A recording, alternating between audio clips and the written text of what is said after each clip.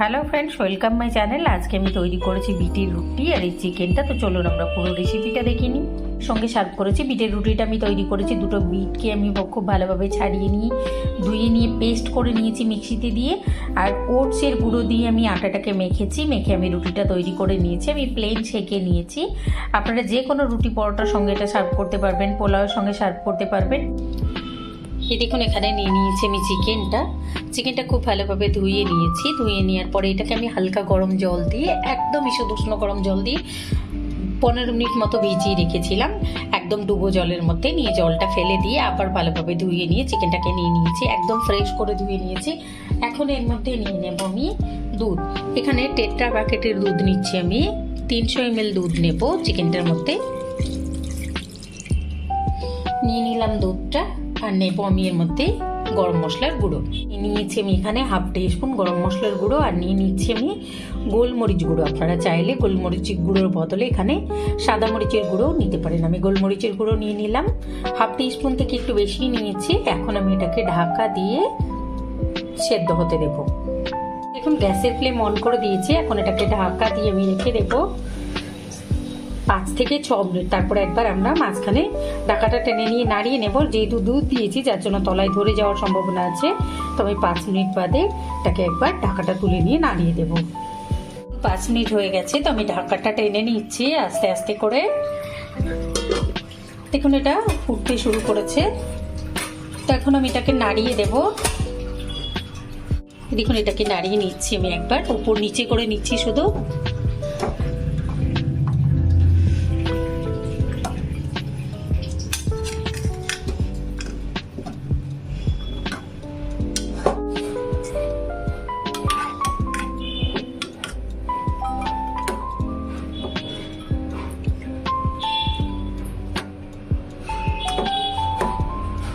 সমস্ত চিকেনগুলোকে আমি উপর নিচে করে নিলাম, করে নিয়ে এটাকে আরও 2 মিনিটের জন্য এটাকে ঢাকা দিয়ে রেখে দেবো।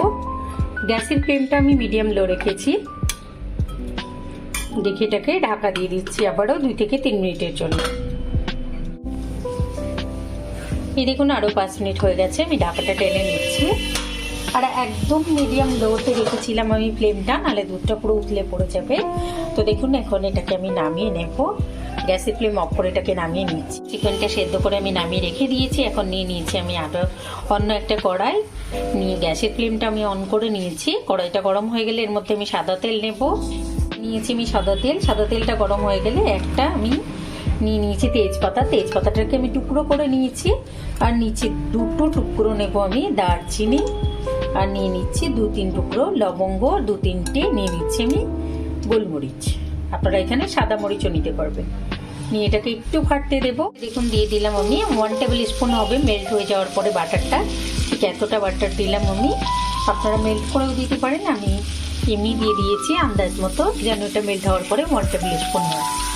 এখন এটাকে আমি একটু নাড়িয়ে নিচ্ছি। তারপরে এর মধ্যে দিয়ে দেবো আমরা পেঁয়াজের পেস্টটা। দিলাম এখানে আমি পেঁয়াজ পেস্টটা। এখানে আমি 3টে মিডিয়াম সাইজের পেঁয়াজ পেস্ট করে নিয়েছি।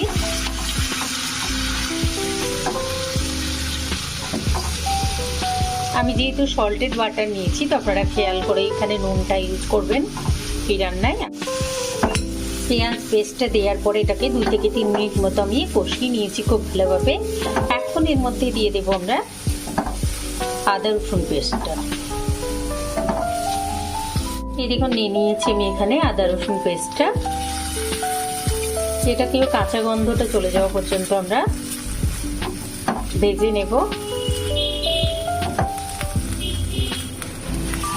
দেখুন এই মশলাটা খুব ভালোভাবে কষিয়ে নিয়েছি। এখন এর মধ্যে দিয়ে দিচ্ছি আমি হলুদ, আর দিয়ে দিচ্ছি নুন। দিয়েছি নুনটা, দিয়ে দেবো আমি হাফ টিস্পুন জিরে গুঁড়ো, আমি জিরে গুঁড়োটা। এবারে আমরা যে মশলাটা পেস্ট করে নিয়েছি, পেস্ট করা মশলাটার সঙ্গে 2 টেবিল স্পুন টক দই দিয়ে সেটাকেও আমি পেস্টটার সঙ্গে আরেকবার মিক্সিতে দিয়ে চালিয়ে নিয়েছি। তো পুরো পেস্টটা এখন আমি এর মধ্যে অ্যাড করে দেব।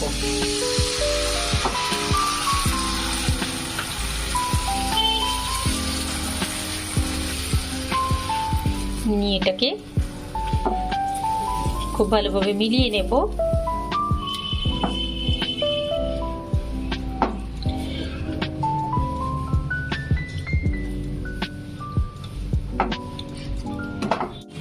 দেখুন মশলাটা কষাতে কষাতে যখন তেলটা উপরের দিকে উঠে আসবে তখন আমরা এর মধ্যে চিকেনটা অ্যাড করে দেবো, সেদ্ধ করে রাখা চিকেনটা অ্যাড করে দেবো। এটাকে আরও 2 মিনিট মতো আমি নাড়িয়ে নিই। আরও 2 মিনিট মতো এটাকে আমি নাড়িয়ে নিয়েছি। একদম মিডিয়াম লো ফ্লেমে আমি মশলাটাকে কষিয়ে নিয়েছি। দেখুন তেলটা উপরের দিকে চকচক করছে। তো এখন আমি এর মধ্যে চিকেনটা অ্যাড করে দেবো।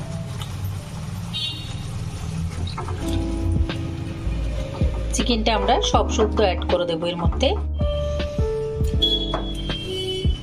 পুরো চিকেনটা এর মধ্যে এখন আমি অ্যাড করে দিয়েছি। এর মধ্যে কিন্তু কোনো জল যাবে না, এই দুধটার মধ্যে এটা সেদ্ধ হয়ে যাবে পুরোপুরি। চিকেনটা আমাদের 50% সেদ্ধ হয়ে আছে।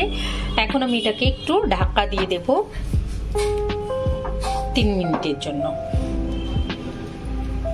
এখন 3 মিনিট হয়ে গেছে, তো আমি ঢাকাটা টেনে নিচ্ছি।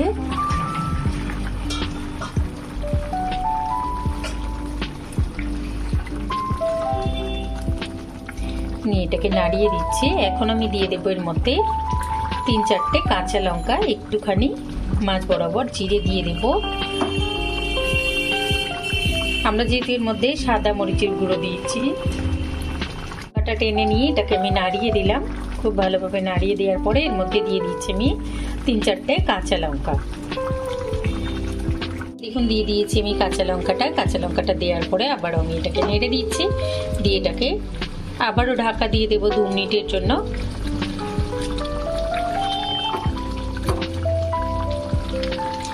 কোনো কষানোর ঝামেলা নেই, কিচ্ছু নেই, কোনো ভাজাভুজি ঝামেলা ছাড়াই সুন্দরভাবে আমি তৈরি করে নিচ্ছি আজকে চিকেনটা।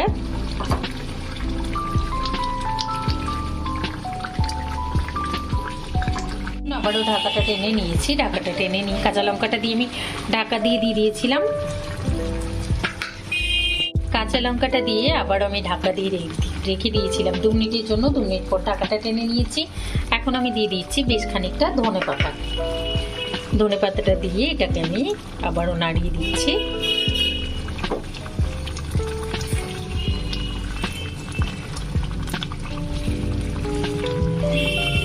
এবারে গ্যাসের ফ্লেম অফ করে আমি এটাকে রেখে দেবো 5 মিনিট।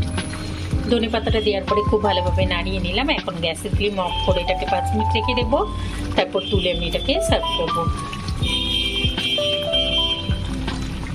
এই দেখুন গ্যাসের ফ্লেম অফ করে আমি 5 মিনিট রেখে দিয়েছিলাম। 5 মিনিট পর নিশ্চয়ই আপনারা দেখতে পাচ্ছেন কালারটা কি সুন্দর হয়েছে। আমি এটা আমার চিকেন রেডি হয়ে গেছে। আমি এটা সার্ভ করবো বিটের রুটির সঙ্গে। আপনাদের বাড়ির দুষ্টুরা যদি না খেতে চায় তখন আপনারা এরকমভাবে সার্ভ করবেন। তো আমি রুটিটা করে নিয়ে আপনাদের সার্ভ করে দেখাচ্ছি। এই দেখুন আমি চিকেনটা তুলে সার্ভ করে দিয়েছি বিটের রুটি দিয়ে। বিটের রুটিটা আমি তৈরি করেছি। একটা বিটকে আমি ছাড়িয়ে নিয়ে খুব ভালোভাবে ধুয়ে নিয়ে মিক্সিতে পেস্ট করে ওটসের গুঁড়ো দিয়ে তৈরি করেছি। আপনারা যে কোনো রুটি পরোটার সঙ্গে এটা সার্ভ করতে পারবেন। আর দেখলেন তো কোনো ভাজাভুজি ঝামেলা ছাড়াই খুব ইজি ওয়েতে চিকেনটা তৈরি করে নেওয়া যায়। তো নতুন বছরের প্রথম সানডে আপনারা অবশ্যই এটা ট্রাই করবেন। কমেন্ট করে জানাবেন, লাইক করবেন, আমার চ্যানেলকে সাবস্ক্রাইব করবেন। Thank you.